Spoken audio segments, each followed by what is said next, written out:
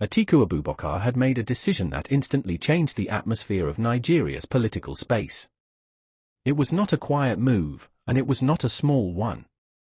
When he officially joined the African Democratic Congress, known as the ADC, it sent a deep message into the political system. It was the kind of message that does not need to be shouted. People understood it without long explanations. Politicians felt it even before they processed it. Power brokers paused, studied the situation, and tried to understand what this move really meant for the future. Atiku had a long history in national politics. Every step he took usually carried a meaning, but this particular step, joining a new party at this stage of his career, carried more weight than usual. It signaled a change in strategy. It signaled a new alignment. And it signaled that the next political season might not follow the old patterns that many people had become used to. The ADC was not the kind of party people expected him to join. That alone made the move stand out. Some people saw it as a bold decision. Others saw it as a strategic reset. Some believed it was a sign of new alliances forming in the shadows.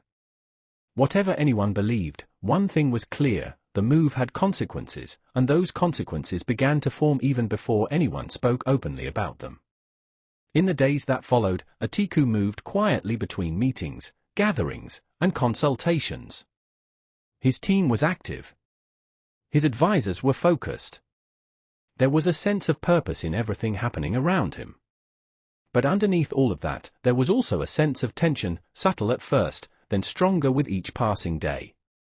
Nothing dramatic was said. Nothing dramatic was announced. But tension has a way of traveling faster than words, and this one did. It was in the middle of this tense atmosphere that Atiku's convoy began one of its routine movements. It was supposed to be a normal journey, simple, direct, without major expectations. His team had done such trips many times before. They were used to long roads, tight schedules, quick stops, and fast transitions. There was no reason to expect anything unusual on that particular day. But politics has its own timing.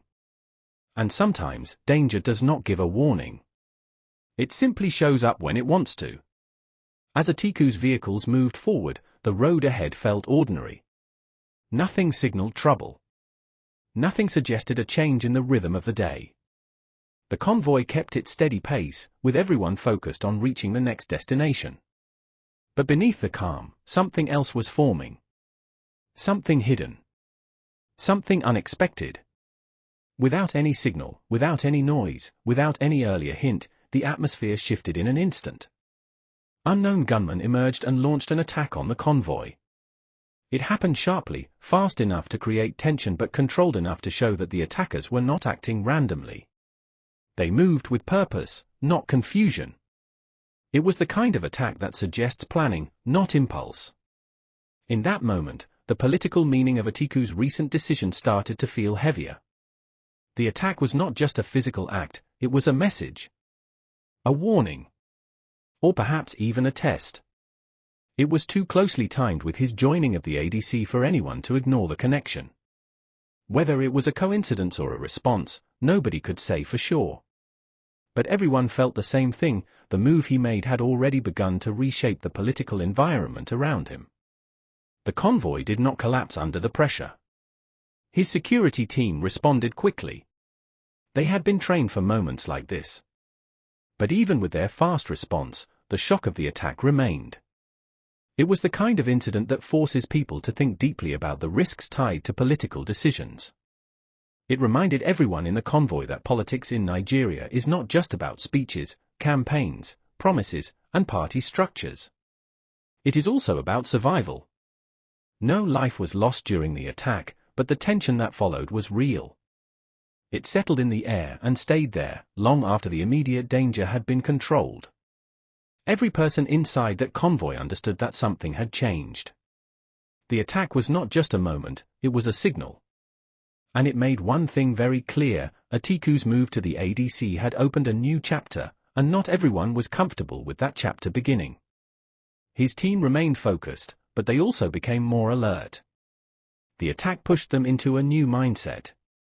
It was now obvious that the coming days might bring more challenges, more resistance, and more reactions from forces who felt unsettled by his decision. And this was only the beginning. The attack on Atiku's convoy did not begin with any warning. It did not begin with noise or confusion. It began with a sudden shift in the air, the kind of shift that tells you something serious has arrived. One moment, the convoy was moving with the same steady rhythm it had maintained for miles. The next moment, everything changed in a sharp, controlled flash. Unknown gunmen struck with a speed that forced everyone inside the convoy to react instantly. Their intention was direct. There was nothing playful or confused about it. It was a deliberate action carried out with confidence, the kind of confidence that only comes when people believe they can make an impact. Inside the convoy, the pressure was immediate. Every second felt stretched and heavy. When danger appears suddenly, the mind tries to understand it quickly, but situations like this move faster than thoughts. The attack did not give room for reflection. It demanded instant response. The security team was trained for moments like this. They were not new to tension or danger. And that training showed itself immediately. They did not panic. They did not hesitate. They locked into action with one aim: protect the principal and stabilize the situation. Still, the attack shook the convoy. It broke the calm that had been holding the journey together. And even though no life was lost, the threat felt real enough to change the entire meaning of the day. The unknown gunmen acted with a pattern that suggested planning. They were not just trying to disrupt the road, they were trying to send a message, the kind of message that can only be expressed through force. Whether it was a warning, a show of power, or an attempt to intimidate, the intention behind the attack felt deliberate. And it came only days after Atiku joined the ADC. That timing alone raised questions among his team. It was too close, too sharp, too neatly aligned with his political shift. Even though nobody could say with certainty who was behind it, the silence around the attack made it more unsettling. When people attack without claiming responsibility, it usually means they want the message to speak louder than their identity. The sound of the confrontation filled the space between the convoy and the unknown gunmen. Each second of the clash carried weight. Pressure rose, and the road that once felt ordinary now carried an intensity that nobody could ignore. Inside the vehicles, thoughts raced. Everyone knew they had entered a zone where politics meets danger. It was the kind of moment that strips every political move down to its core truth: power shifts do not happen quietly, and they do not happen without reaction. Atiku remained calm, but calmness in a moment like that is not softness. It is focus. It is awareness. It is the mindset of someone who has experienced political storms before and understands that danger is sometimes the price of making a bold move. His security team pressed forward, creating a shield of movement and control. Their goal was clear: end the threat quickly, without allowing escalation. They advanced with discipline, making it clear that the convoy was not an easy target. The unknown gunmen did not hold their ground for too long. Their attack had a narrow purpose. Once their message was delivered, they began to withdraw. Their retreat was as sudden as their arrival. The attack ended much faster than it began, leaving behind a tension that continued to echo through the air.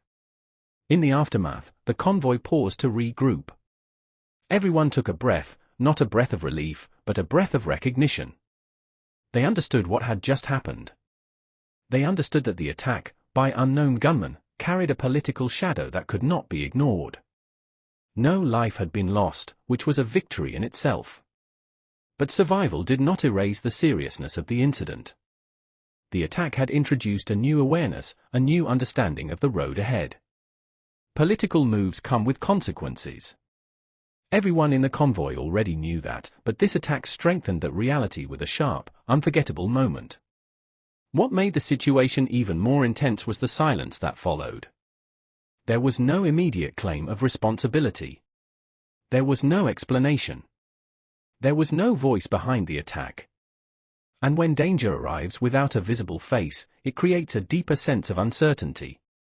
Who planned it? Who ordered it? Who wanted to send this message? The questions remained open. And sometimes, open questions carry more fear than answered ones. As the convoy slowly resumed its movement, the mood remained thick. The security team became sharper. The advisors became more alert. Every mile after the attack felt heavier than the miles before it. The road had changed. The journey had changed. And Atiku's political movement had changed. This was no longer just about joining a new party. It was now about navigating a space where decisions attract reactions from unseen forces. It was now about survival as much as strategy. It was now about understanding that Nigeria's political field reacts quickly when it feels challenged. The attack did not stop Atiku. It did not break his convoy. It did not achieve whatever deeper aim it might have carried. But it succeeded in one thing: it marked the beginning of a new, more dangerous phase of his political journey. And everyone knew it. When the unknown gunmen finally withdrew and the direct threat ended, the convoy moved forward slowly, not because of weakness but because everyone inside needed to understand what had just taken place. The attack had come without warning, without negotiation, and without any claim of responsibility. It carried a silent message, a message that forced every member of Atiku's team to reassess what his political direction truly meant. The atmosphere inside the convoy was different now. Even though the journey continued, the mood had shifted into something heavier. Everyone understood that the attack was not just a random act of violence. It carried intent. It carried timing. It carried the weight of political reaction. And because it came only days after Atiku joined the African Democratic Congress, the timing felt too sharp to ignore. This was the kind of moment where silence reveals more than words. Nobody needed to speak to understand the seriousness of what had happened. Atiku's move to the ADC had clearly unsettled some forces. It had disrupted expectations. It had changed political calculations that were already in motion. And when political calculations shift suddenly, people who feel threatened often respond in ways that avoid open conversations. Sometimes they respond with force. The attack made it clear that Atiku's decision had touched a sensitive place in the political landscape. His entry into the ADC brought new possibilities into the national conversation. It also introduced new fears for those who preferred the old political order. In a country where political alliances can determine the balance of power, a major political figure joining a different party creates waves that move far beyond public speeches and public events. The attack was one of those waves. As the convoy pushed deeper into the journey, Atiku remained calm. He had been in politics for decades. He understood the risks. He understood that influence always attracts resistance. And he understood that silence from unknown attackers often carries more danger than an open confrontation. Calmness was not denial, it was experience. His team, however, was dealing with the immediate emotional weight. They had just faced unknown gunmen who were willing to take a bold risk. They had managed to escape without losing any member of the convoy, which was a major relief. But relief does not erase the awareness that the road ahead might hold more challenges. The attack gave everyone something to think about. Why strike at that moment? Why choose that location? Why disappear without taking credit? These questions held more meaning than answers ever could. And because the attackers stayed unknown, the threat remained open. Anyone could be behind it. Any group. Any individual. Any hidden interest. This lack of clarity created a new kind of pressure. When you know your enemy, you can prepare a strategy. But when the enemy hides behind silence, the field becomes unpredictable. And unpredictability in politics is one of the most dangerous forces. Still, the convoy kept moving. That decision alone carried its own message. It showed strength. It showed discipline. It showed that fear would not stop the journey. But underneath that strength, everyone was thinking about the long-term implications. Atiku's move to the ADC was not just a personal decision. It changed the entire political conversation. It introduced a new angle into the coming elections. It shifted alliances. It threatened structures that relied on old arrangements. When a major political figure steps into a new platform, it automatically challenges people who depend on stability for their own influence. And when influence is threatened, reactions follow. The attack was likely one of those reactions. Whether it was meant to intimidate, to warn, or to test, it succeeded in pushing the situation into a new phase. It revealed that the political environment around Atiku was now more tense, more reactive, and more unpredictable. What made the moment even more important was that nobody in the convoy panicked. Not before, not during, and not after the attack. Their discipline reinforced the idea that the journey was bigger than fear. The mission continued. The movement continued. And the political momentum created by Atiku's decision was still in motion. But the truth remained, the road ahead would not be simple. The attack had proven that. It marked the beginning of a more dangerous chapter, one where hidden forces might surface at any time, one where political decisions could carry new risks, and one where silence from unknown attackers might echo louder than public opposition. As the convoy gradually approached its destination, everyone knew that this was not the end of the story. It was only the beginning of a new struggle shaped by bold decisions, unseen dangers, and shifting political forces. The attack had delivered its message. The question now was how many more messages were still waiting along the road.